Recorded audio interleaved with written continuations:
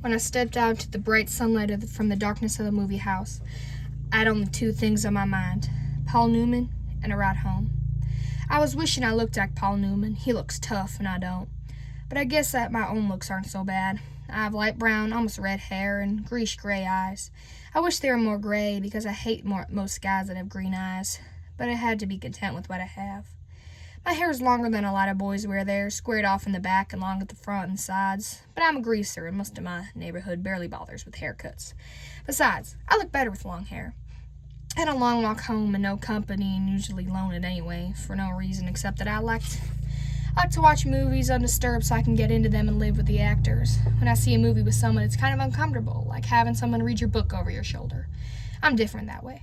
I mean, my second older brother, Soda, who is 16 going on 17, never cracks a book at all. And my oldest brother, Daryl, we call Derry, works too long and hard to be interested in a story or drawing a picture, so I'm not like them. And no one in our gang digs books and movies the way I do. For a while there, I thought I was the only person in the world that did, so I loaned it. Soda tries to understand, at least, which is more than Derry does, but then Soda is different from anybody. He understands everything, almost. Like he's never hollering at me all the time the way Derry is, or treating me as if I was 6 instead of 14. I love Soda more than I loved everyone, even Mom and Dad. He's always happy-go-lucky and grinning, while Derry's hard and firm and rarely grins at all. But then, Derry's gone through a lot in his little 20 years, grown up too fast. Soda Pop will never grow up at all. I don't know which way's best. I'll find out one of these days. Anyway, I went on walking home, thinking about the movie and suddenly wishing I'd brought some company. Greasers can't walk alone too much or they'll get jumped, or someone will come by and scream "Greaser" at them, which doesn't make you feel too hot, if you know what I mean. We could jump by the socials, which I'm not sure how you spell it, but it's the abbreviation for the socials, the jet set, the west side rich kids. It's like the term greaser, which is used to class all us boys on the east side. We're poorer than the socials in the middle class. I reckon we're wilder, too. Not like the socials who jump greasers and wreck houses and throw beer blasts for kicks and get editorials in the paper for being a public disgrace one day and an asset to society the next. Greasers are almost like hoods. We steal things and drive old, souped-up cars and hold up gas stations and have a gang fight once in a while. I don't mean I do things like that. Derry would kill me if I got into trouble with the police. Since Mom and Dad were killed in an auto wreck, the three of us get to stay together only as long as we behave. So Soda and I stay out of trouble as long as we can, and we're careful not to get caught when we can't. I only mean that most greasers do things like that. Just like we wear our hair long and dress in blue jeans and t-shirts, or leave our shirt tails out and wear leather jackets and tennis shoes or boots. I'm not saying that socials or greasers are better. That's just the way things are. I could have waited to go to the movies until Derry or Soda Pop got off work. They would have gone with me or driven me there or walked along. Although Soda can't sit still long enough to enjoy a movie and they bore Derry to death, Derry thinks that his life is enough without inspecting other people's. Or I could have gotten one of the gang to come along, or one of the four boys Derry and Soda and I had grown up with and consider family. We're almost as close as brothers. When you grow up in a tight-knit neighborhood like ours, you could get to know each other real well. If I had thought about it, I could have called Derry and he would have come by on his way home and picked me up. Or Tubin Matthews, one of our gang, and have come get me in his car if I'd ask him, but sometimes I just don't leave my head. It drives my brother Derry nuts when I do stuff like that, because I'm supposed to be smart. I make good grades and have a high IQ and everything, but I don't use my head. Besides, I like walking.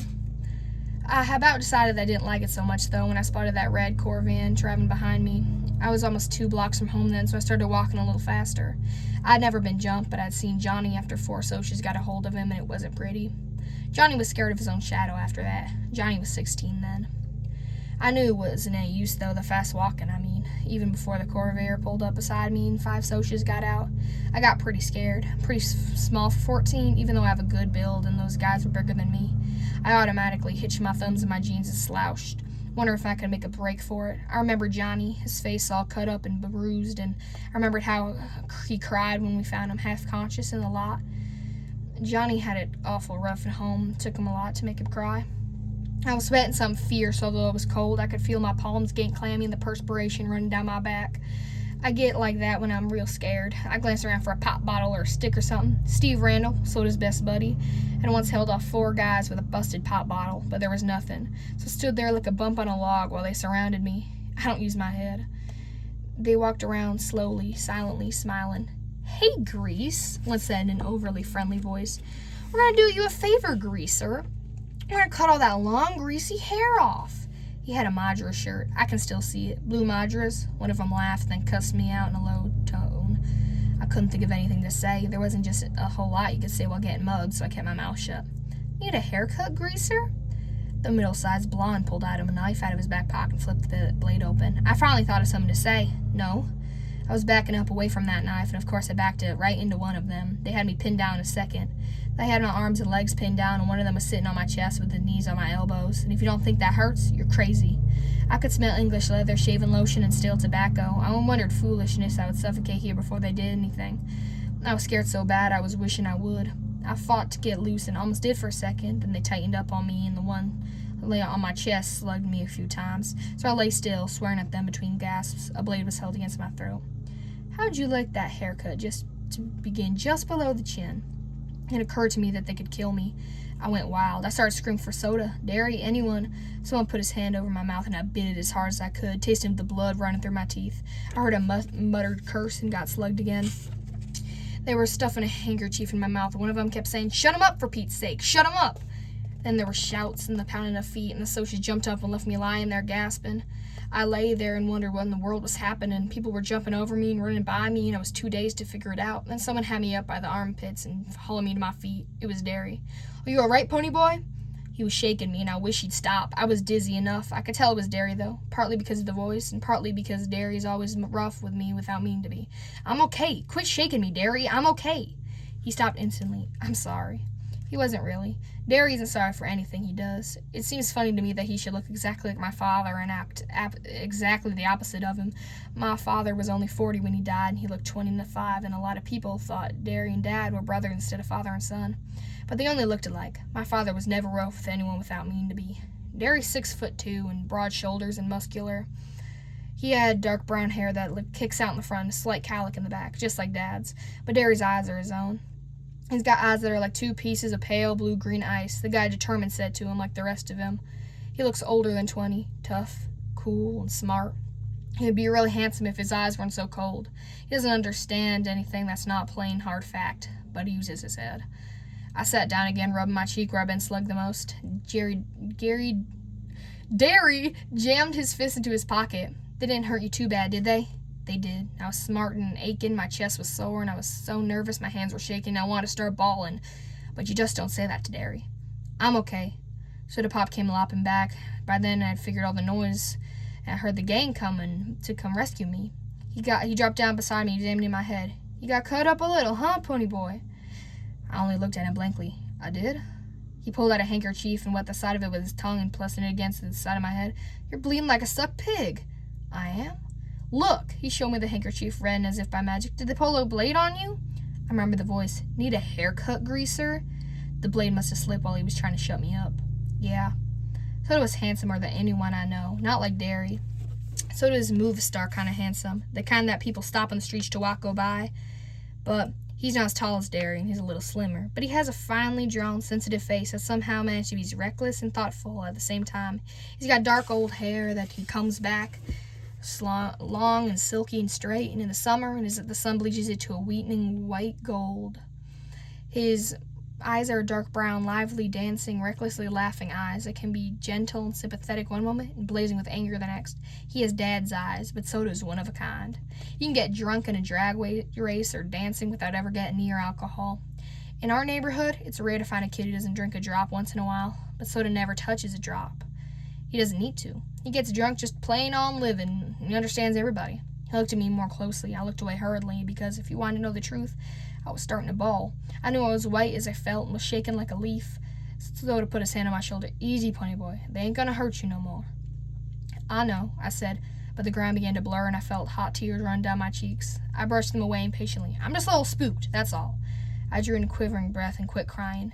You just don't cry in front of Derry, not unless you're hurt like Johnny had been that day we found him in the vacant lot. Compared to Johnny, I wasn't hurt at all. Soda rubbed my hair. "You're an okay kid, Pony." I had to grin at that. Soda can make you grin no matter what. I guess it's because he's always grinned so much. "You're crazy, Soda. Out of your mind." Derry looked as if he'd like to knock our heads together. "You're both nuts." Soda merely cocked one eyebrow, a trick he picked up from Two-Bit. "Seems to run in this family." Derry stared at him for a second, then cracked a grin. Soda Pop isn't afraid of him like everyone else and enjoys teasing him. I just as soon tease a full-grown grizzly, but for some reason, Derry seemed to like being teased by Soda. Our gang had chased the Socias away to their car and heaved rocks at them. They came running towards us now, 4 lean, hard guys. They were all as tough as nails and looked it. I'd grown up with them and they accepted me, even though I was younger, because I was Derry's and Soda's kid brother, and I kept my mouth shut good. Steve Randall was 17, tall and lean with thick, greasy hair. He kept coming back in complicated swirls. He was cocky, smart, Soda's best buddy since grade school. Steve's specialty was cars. He could lift a hubcap quicker and more quietly than anyone in the neighborhood, but he also knew cars upside down and backwards and could drive anything on wheels. He and Soda worked at the same gas station, Steve part-time and Soda full-time, and their station got more customers than anything in town, whether that was because Steve was so good with cars or because Soda attracted girls like honey draws flies. I couldn't tell you. I liked Steve only because he was Soda's best friend. He didn't like me. He thought I was a tag-along kid. Soda always took me with them whenever they went places if they weren't taking girls, and that bugged Steve. It wasn't my fault. Soda's always asked me. I didn't ask him. Soda doesn't think I'm a kid. Two-Bit Matthews was the oldest of the gang and the wisecracker of the bunch. He was about 6 feet tall, stocky in build, and was proud of his long, rusty-colored sideburns. He had gray eyes and a wide grin and couldn't stop making funny remarks to save his life. You couldn't shut that guy up. He always had to get his 2 bits worth in, hence his name. Even his teachers forgot his real name was Keith. We hardly remembered he had one.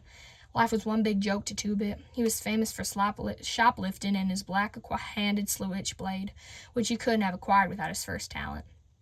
And he was always smarting off to cops. He couldn't help it. Everything he said was so irresistibly funny that he had to let the police in on it to brighten their dull lives. That's the way he explained it to me. He liked fights, blonde, for some unfathomable reason, school. He was still a junior at 18 and a half, and he never really learned anything. He just went for kicks. I liked him real well because he kept us laughing at himself and others and things.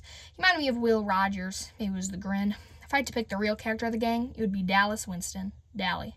I used to like to draw his picture when he was in a dangerous mood, for then I could get his personality down at a few lines. He had an elfish face with high cheekbones and a pointed chin, small, sharp animal teeth, and ears like a lynx. His hair was so almost white, it was so blonde. He didn't like haircuts or hair oil either, so it fell over his forehead in wisps and kicked down the back in tufts and curled behind his ears and along the nape of his neck. His eyes were blue, blazing ice, cold with the hatred of the whole world. Dally had spent 3 years on the wild side of New York and had been arrested at the age of 10. He was tougher than the rest of us. Tougher, colder, meaner. The shade of difference that separates a greaser from a hood wasn't present in Dally.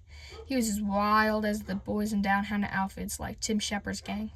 In New York, Dally blew off steam in gangs fights, but here, organized gangs are rarities. So they're just small bunches of friends who stick together in the warfare between the social classes. A rumble, when it's called, is usually born of a grudge fight, and the opponents just happen to bring their friends along. Oh, there are a few named gangs around here, like the River Kings and the Tiber Street Tigers, but here in the Southwest, there's no gang rivalry. So Dally, even though he gets into a good fight sometimes, had no specific reason to hate. No rival gang, only socias. You can't run against them no matter how hard you try, because they got all the breaks, and even whipping them isn't going to change that. Maybe that was why Dallas was so bitter. He had quite a reputation. They have him on file down at the police station. He'd been arrested. He got drunk. He rode in rodeos, lied, cheated, stole, rolled drunks, jumped small kids. He did everything. I didn't like him, but he was smart, and you had to respect that. Johnny Cade was the last and least. If you can picture a dark puppy that had been kicked too many times and is lost in a crowd of strangers, you'll have Johnny. He was the youngest next to me, smaller than the rest, with a slight build. He had big black eyes and a dark tanned face. His hair was jet black and heavily greased and combed to the side, but it was so long that it fell in shaggy bangs across his forehead. He had a nervous, suspicious look in his eyes, and that beating he got from the socials didn't help matters. He was a gang's pet, everyone's kid brother. His father was always beating him up, and his mother ignored him, except when he was hacked off at something, and then you could hear her yelling at him clear down at our house. I think he hated that worse than getting whipped. He would have run away a million times if we hadn't been there, if it had been from the gang. Johnny would never know what love and affection are. I wiped my eyes hurriedly. Did you catch him? Nope, they got away this time. Dirty. Two-Bit went on cheerfully, calling the socials every name he could think of or make up. The kid's okay? I'm okay. I tried to think of something to say. I'm usually pretty quiet around people, even the gang. I changed the subject. Didn't know you were out of the cooler yet, Dally. Good behavior. Got off early. Dallas lit a cigarette and handed it to Johnny. Everyone sat down to have a smoke and relax. A smoke always lessened the tension. I'd quit trembling. My collar was back. The cigarette was calming me down. Two-Bit cocked an eyebrow. Nice looking bruise you got there, kid. I touched my cheek gingerly. Really? Two-Bit nodded sagely. Nice cut, too. Makes you look tough. Tough and tough are two different words. Tough is the same as rough. Tough means cool, sharp, like a tough-looking Mustang or a tough record. In our neighborhood, both are compliments. Steve flicked his ashes at me. What are you doing walking by your lonesome? Leave it to good old Steve to bring up something like that. I was coming home from the movies. I didn't think... You don't ever think, Dare broke in. Not at home or anywhere it counts. You must think at school with all those good grades you bring in. You've always got your nose in a book. But do you ever use your head for common sense? No siree, bub. If you did, you'd have to go by yourself. You should have carried a blade. I just stared at the hole in the bottom. I just stared in the hole in the toe of my tennis shoe. Me and Derry just didn't dig each other. I could never please him. If he would have hollered at me for carrying a blade, if I had carried one, if I brought home B's, he wanted A's, and if I got A's, he wanted to make sure they stayed A's. If I was playing football, I should be studying. If I was reading, I should be out playing football. He never hollered at Soda Pop. Not even when Soda dropped out of school or got tickets for speeding. He just hollered at me. Soda was glaring at him. Leave my kid brother alone, you hear? It ain't his fault he likes to go to movies, and it ain't his fault the socials like to jump us, and if he hadn't carried a blade, it would have been a good excuse to cut him to ribbons. Soda always takes up for me. Derry said impatiently, when I want my kid brother to tell me what to do with my other kid brother, I'll ask you, kid brother. But he laid off me. He always does when Soda Pop tells him to, most of the time.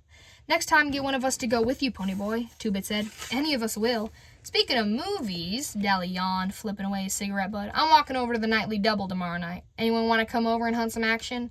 Steve shook his head. Me and Soda are picking up Evie and Sandy for the game. He didn't need to look at me the way he did right then. I wasn't going to ask if I was come. I never tell Soda, but he really likes Steve a lot. But I can't help but not understand Steve Randall. I mean it. Sometimes I hate him.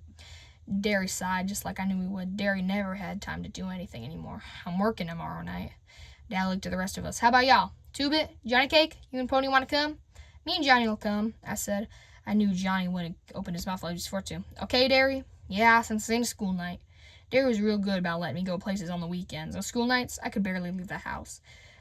I was planning getting on booze tomorrow night, Two-Bit said. If I don't, I'll walk over and find y'all. Steve was looking at Daly's hand. His ring, which had been rolled up a junk senior to get, was back in his finger. You break up with Sylvia again? Yeah, this time it's for good. That little broad was two-timing me again while I was in jail. I thought of Sylvia and Evie and Sandy and Two-Bit spinny blondes. They were the only kind of girls that would look at us, I thought. Tough, loud girls who wore too much eye makeup and glitter, giggled and swore too much. I liked Soda's girl Sandy just fine, though. Her hair was natural blonde, as her laugh was soft like china blue eyes. She didn't have a real good home or anything, but she was still our kind, greaser.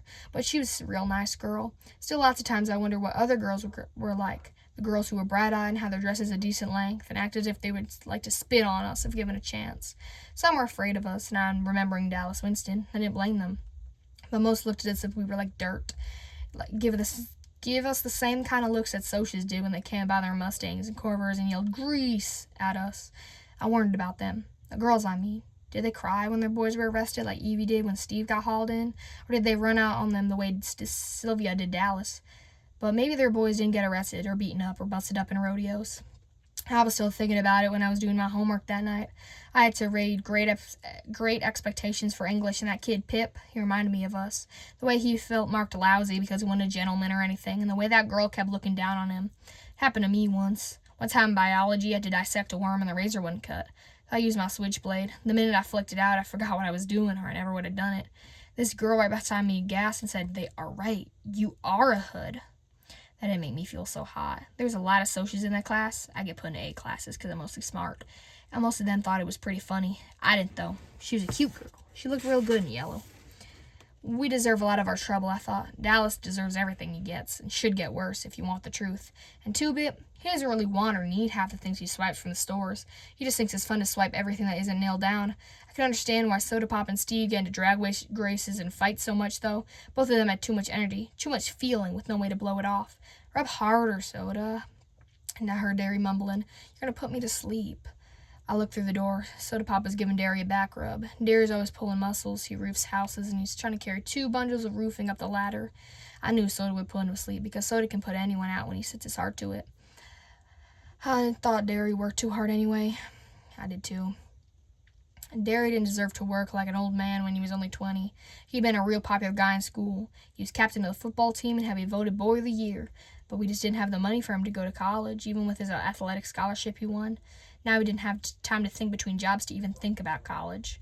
So he never went anywhere and never did anything anymore, except work out at the gyms and go skiing with old friends of him sometimes. I rubbed my cheek where it had turned purple, and I looked in the mirror. It did make me look tough, but Derry had maybe put a Band-Aid on the cut. I remember how awful Johnny had looked when he got beaten up. I had just as much right to use the streets as the Socias did. Johnny had never hurt him. Why did the Socias hate us so much? We left them alone. I nearly went to sleep over my homework trying to figure it out. Soda Pop, who had jumped into my bed by this time, he yelled sleepily for me to turn the light off and get back to bed. When I finished the chapter I was on, I did. Lying beside Soda, staring at the wall, I kept remembering the faces of the Socias as they surrounded me. That blue Madra shirt the blonde was wearing, I could still hear a thick voice. Need a haircut, greaser? I shivered. You cold, pony boy? A little, I lied. Soda threw one arm around my neck. He mumbled something drowsily. Listen, kiddo, when Derry hollers at you, he don't mean nothing. He's just got more words than someone his age oughta. Don't take him serious, you dig, pony? Don't let him bug you. He's just really proud of you because you're so brainy. It's just because you're the baby. I mean, he loves you a lot. Savvy? Sure, I said, trying for Soda's sake to keep the sarcasm out of my voice. Soda? Yeah? How come you dropped out? I'd never gotten over that. I could hardly stand it when he left school. 'Cause I'm dumb. The only thing I was passing anyway were auto mechanics and gym. You're not dumb. Yeah, I am. Shut up and I'll tell you something. Don't tell Derry, though. Okay, I think I'm going to marry Sandy. After she gets out of school and I get a better job and everything. I might wait till you get out of school, though, so I can help Derry with the bills and stuff. Tough enough. Wait till I get out, though, so you can keep Derry off my back. Don't be like that, kid. I told you he don't mean half of the things he says. You in love with Sandy? What's it like?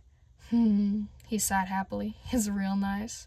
In a moment, his breathing was light and regular. I turned my head to look at him, and in the moonlight, he looked like some sort of Greek god come to earth. I wondered how he could stand being so handsome. Then I sighed. I didn't get what he meant about Derry. Derry thought I was just another mouth to feed and someone to holler at. Derry love me? Out of those hard, pale eyes. Soda was wrong for once, I thought. Derry doesn't love anyone or anything, except for maybe Soda. I didn't hardly think of him as being human. I don't care, I lied to myself. I don't care about him either. Soda's enough, and I had him until I got out of school. I don't care about Derry. But I was still lying, and I knew it. I lie to myself all the time, but I never believe me.